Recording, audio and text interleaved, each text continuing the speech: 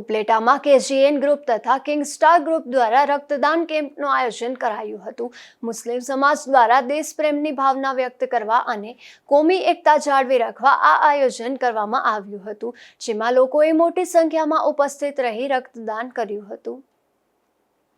લંબા આજ રોજ તારીખ 18/5/25 રવિવારના રોજ કિંગસ્ટાર ગ્રુપ અને કેજીએન ગ્રુપ દ્વારા એક મહારક્તદાન કેમ્પનું આયોજન કરેલ છે।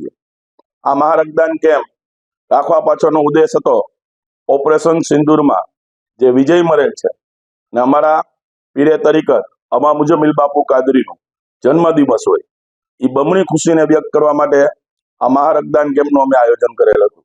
આ મહારક્તદાન કેમ્પને સફળ બનાવવા માટે કિંગસ્ટાર ગ્રુપ તથા કેજીએન ગ્રુપ ના કાર્યકરો, મુસ્લિમ સમાજના આગેવાનો અને દેશ વિદેશમાં વસતા યુટ્યુબરો જે વોટ્સઅપ, ઇન્સ્ટાગ્રામ, ફેસબુક દ્વારા રીલ્સ બનાવી અને એનો પ્રચાર અને પ્રસાર કરેલ, એનો પણ અમે આ તકે આભાર વ્યક્ત કરીએ છીએ।